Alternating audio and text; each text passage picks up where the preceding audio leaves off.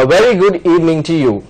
We are going to talk to two interesting guests this evening, but we are not going to talk about the political situation here in our country. We are going to talk about the political situation in the Maldives. Now, what is happening in the Maldives? Recently, the SAARC Speakers Summit was held in Colombo, and there an interesting leaflet was distributed. This particular leaflet was distributed saying that beware of the imposter is what this leaflet says. Now, we also got to know that Mr. Ahmed Malouf, a member of parliament, an independent MP in the Maldivian parliament, was in town at the same time frame. So we quickly got hold of him and got him to our studios. Thank you very much for being here, Mr. Malouf, and let me introduce our second guest, Mr.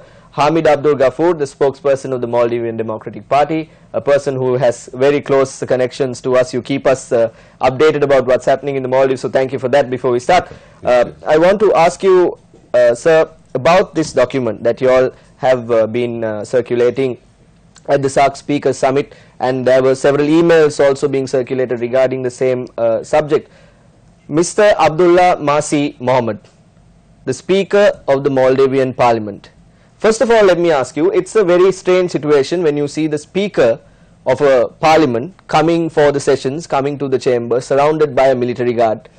And let's go beyond that, when the sessions of the Parliament are ongoing, with these military escorts standing in front of the Speaker. Either the Speaker of the Parliament does not have the likes of the people in the Parliament, or he's doing something wrong. Which is it? What's happening in the Maldivian Parliament? Thank you very much. Yes, Masih is not the Speaker. He's an imposter, a fake Speaker. You know, he's not legitimate. That was the main reason why we distributed this in the Speakers Conference, because we wanted to know all the other speakers from the SAARC countries as well as the other MPs who attended this conference. The delegation of Maldives only included MPs supporting Masih, but we just wanted to try and do whatever we can to expose, you know, that he is not the Speaker.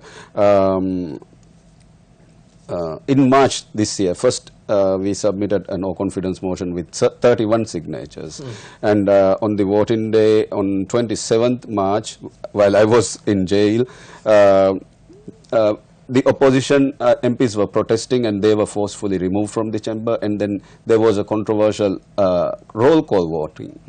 For like last 10 years we have been using an electronic voting system, but for this day they went for a roll call vote and then they saved him.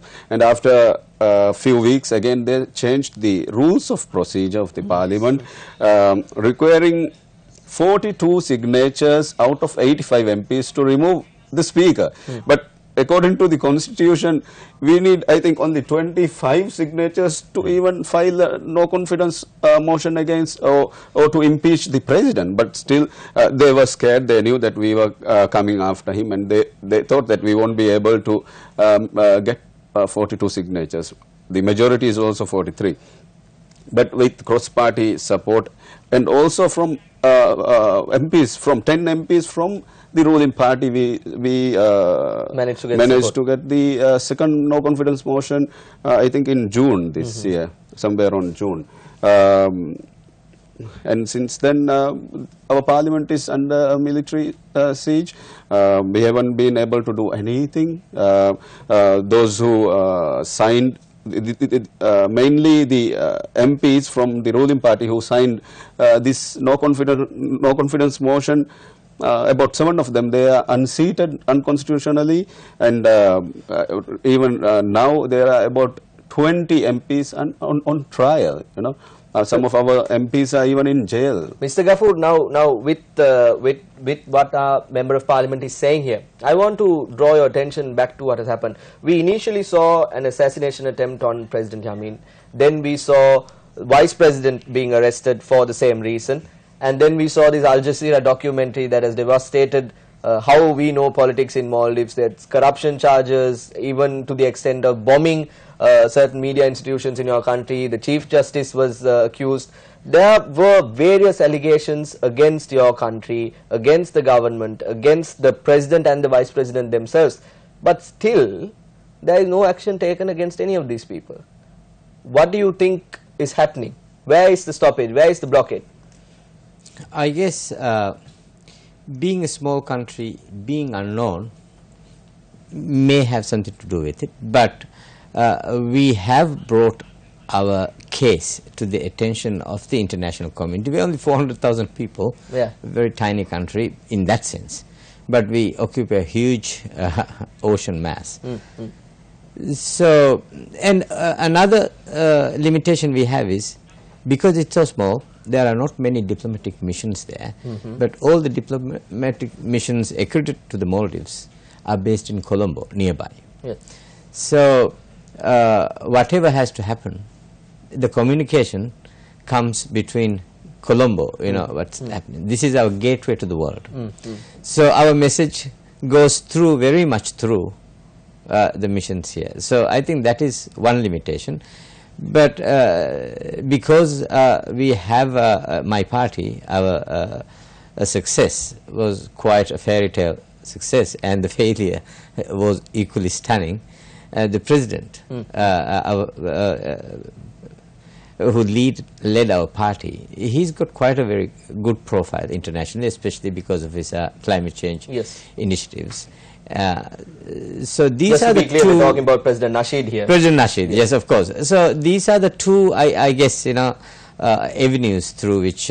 So we have cultured a good relationship through Colombo, and in fact, we have a lot of people in exile living in Colombo, actually, self-exile. Mr. Maharov, I want to ask you another question. Now, you said initially this document that I have in front of me has signatures of 45 MPs against the Speaker.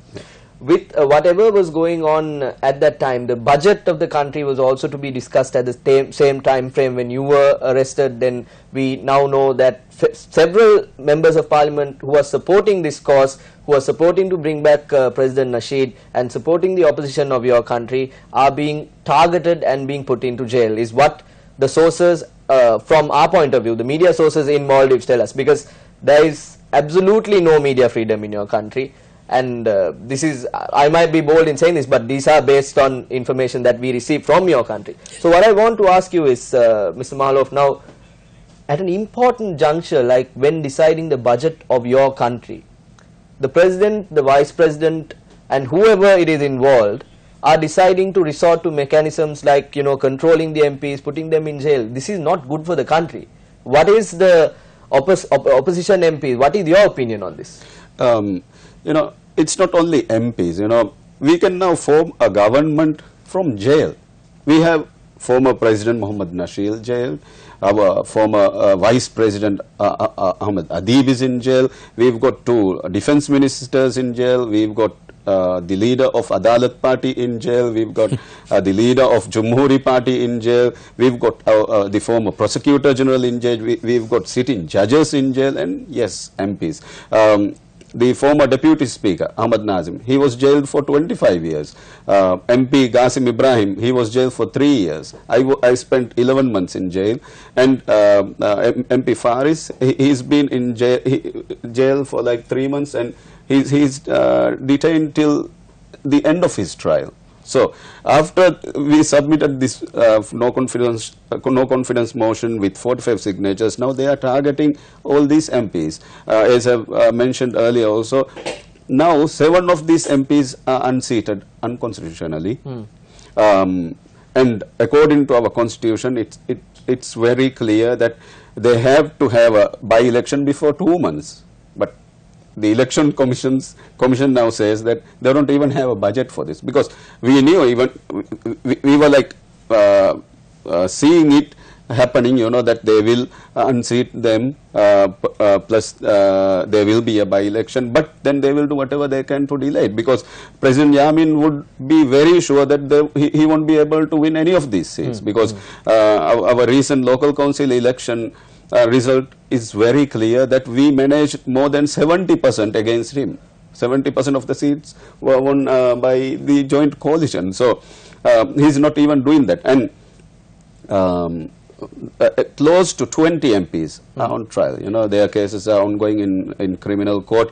Passports are being seized, withheld, like mine. While I was here, they have withheld my passport, and I'm not sure whether I would be able to go back. You know, so since I was released in June, and it's been like only 5 months, but I was only allowed to even travel for 3 months. I was held back in Maldives. I want to fire another question to you before I come to Mr. Ghaffur. Now, I had an interesting chat with your former president, President Nasheed, here in Colombo a few months ago. What he told me was that, no, look, we are not looking for violence in our country, because our country has seen that. Even though I was dragged on the street on that day when he was arrested, what he's looking at is a diplomatic solution, a political solution to whatever is going on.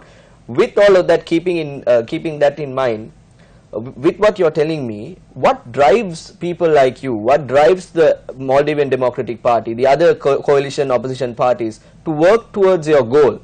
Because aren't you all afraid? Aren't you all afraid of your life? No, what is going on? No, we are afraid. You know, our colleague MP Dr. Afrashim was murdered 5 years back. Until today, we don't know who was behind this, and police aren't capable enough to do an independent investigation and bring the perpetrators before the law. Yes. So we are scared. We are worried. I'm not very sure whether I would be arrested on my arrival. That's what happened when I went back from London after forming Maldives United Opposition. We told the journalists there that I will be arrested and jail. You know. So it's the same. Like Hamid is living here. Mr. Ghaffur, now I want to also ask you now. The Maldivian Democratic Party has been operating here in Colombo, keeping the media here informed. You all have press conferences, tell us what is happening in your country. The government mechanism in all of this. Now, you said you all had an election and you all had an overwhelming majority, but the government has all the state machinery. They have the money, they have the people. They can win an election however they want it. But with that, I want to pose the same question to you. What drives people like you? What drives the Maldivian Democratic Party to actually have this cause successful? What is driving you? Essentially, it is a very grassroots movement, and it's a very recent movement. Maldives have been very stagnant, and it's been a one-party state. Essentially, it's not a pluralistic state. So the idea of a multi-party democracy and the idea of change and development are the things. And there's a crop of people in the Maldives who have been abroad, who have studied, who believes that there's much, we can do much better than this. So we just want to get out of this. I mean, you yourself was asking me before, why isn't the international community doing anything about it? You know, in any other country, something like this will raise a lot of eyebrows. But I must admit, it was only yesterday the European Union have passed, the European Parliament has passed their third resolution to targeted sanctions against specific regime figures for their abuse of power and the regression, you know, of the democratic ideas that we have brought forward. In fact, as you know, our party came out of nowhere, perhaps, you know, and suddenly within a few years we were in power, and within a few years we were out of there. So this is, I suppose, a 21st century thing where, you know, this transition comes, and in many countries outside, you know, in Egypt, Tunisia, places, people have come out, and I don't think we are any different. We also want the same thing. We want a decent deal, you know, fair deal. You know, Mr. Mahluf, now you as a parliamentarian in your country, we understand now, if you take our country as well, we have a lot of problems in our parliamentary system, delayed elections, but the main problem that the people face are problems like the cost of living increasing, people not being happy in terms of the election delays, things like that. People don't necessarily care about what is happening in Parliament. People don't want to know what corruption is happening in Parliament. That's yes, people understand that to a certain extent, but The real problem is the cost of living. Real problem is the people having food to eat. Now, in your country, if you have trade embargoes from the EU, European Union, or other international bodies, the people will once again suffer in your country. What does the government or the opposition have in plan for a situation like that? Because at the end of the day, Maldives is the country. The people are the you know. Can I very quickly qualify that? That's a very sensitive issue, because you see, the Maldives, we are famous for our tourism industry, and all our tourists come from Europe, and I suppose, you know, civilization is in Europe a lot. So they understand the issues that we talk about, and we are very lucky that people understand what we're talking about. Yeah.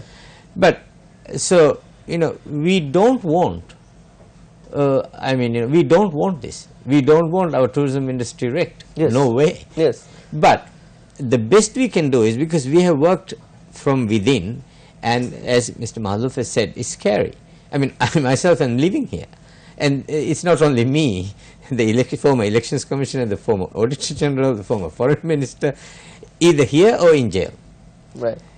So, I mean, you know, this is the sort of... yeah, that's an interesting point, Mr. Mahalov. Now, let's take myself for an example. We, a few journalists working here in our organization, planned a trip a few months back, and we all realized that in our passport, our occupation is journalist. And as soon as we realized that Maldives was out of the question, we were not going to the Maldives. So that is bad for you all. That is bad for your economy. And at the end of the day, the people will suffer because of that. So what is the plan of the opposition to actually, do you all have a plan to help the people? What is your idea?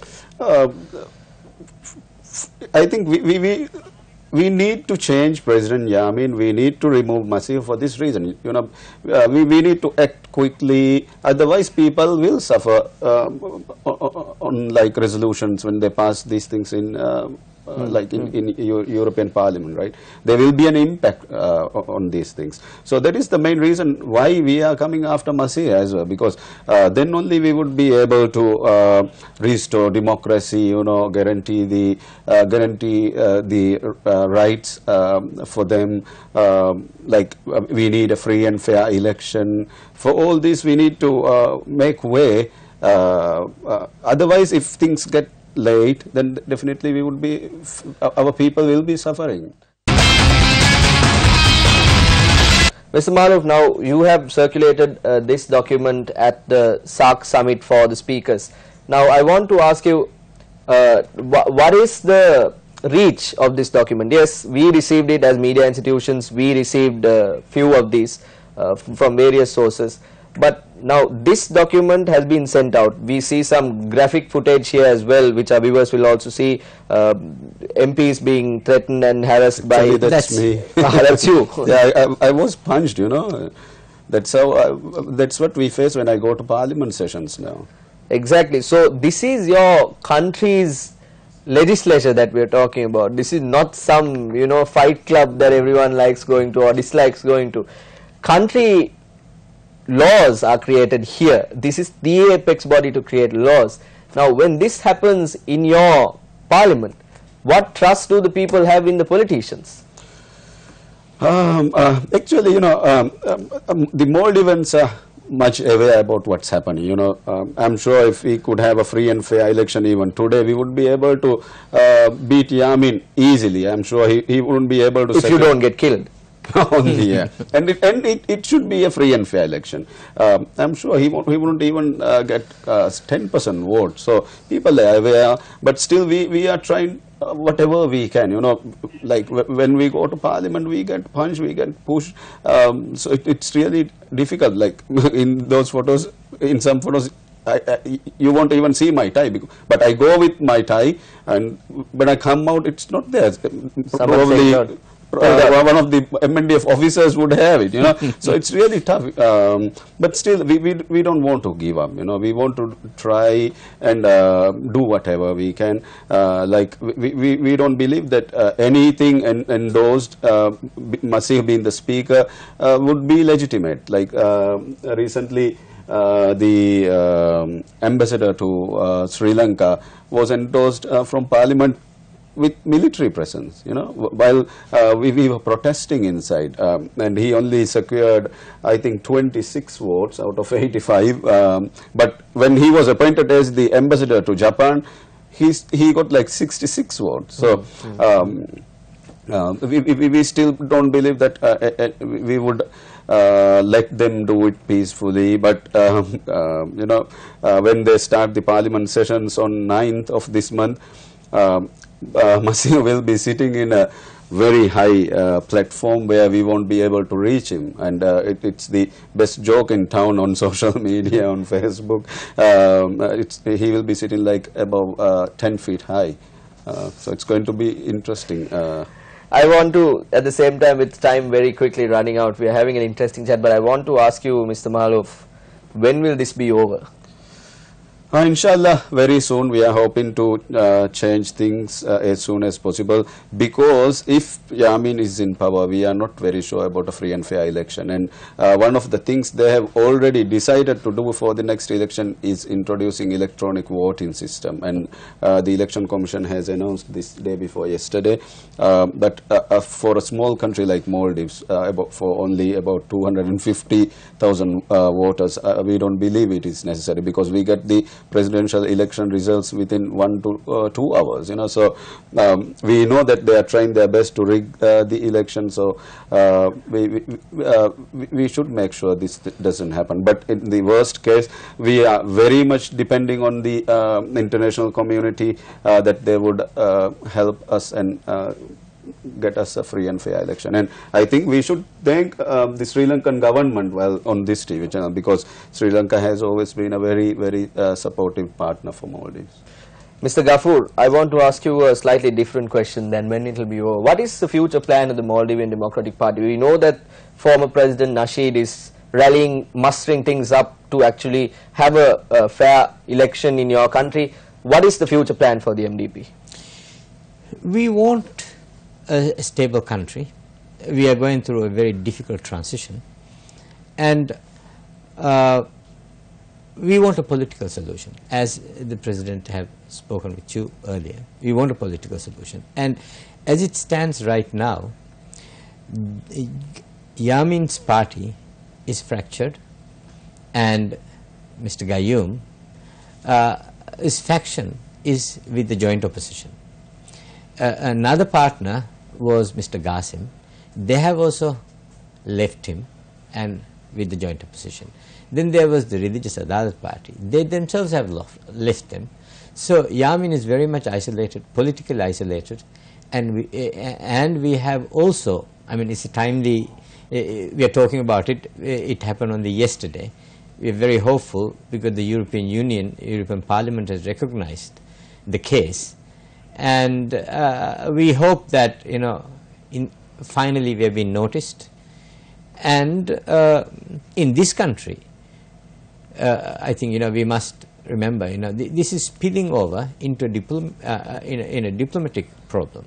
Mr. Mahalov was explaining to you how the vote for the ambassador who is going to represent Maldives here went. It's very scary, and what he's come out with, if you check out what he's been saying, we are not safe here, and we have reason to be concerned because a young activist was hijacked, and he's still in jail. So we are not safe here. We are not safe in the Maldives, but we are very thankful. We feel safe here, but we don't hope any such thing. I hope nothing like that will happen to us. But thank you very much, gentlemen, for being here with us in the studio and being open about the country's political situation. As these two gentlemen here claim, a politically isolated president, an imposter speaker is what they have in the Maldives. We hope that the situation will turn bright in the future. We hope that their legislature will remain sovereign and they will not have a problem. That is only a hope from our point of view. As Sri Lankans, we can only hope for a good Maldives, because Once again, Maldives, like India on the northern end, Maldives is what we have in the south. Always a friend and nice people. They have always been. We hope that I and my journalists can quickly come to your country and visit Maldives as a tourist destination. We will make sure that we create that safer environment for you all. Thank you very much, gentlemen, for being here. Thank you. Thank you very much for watching. I have been Saturang Hapuarachi.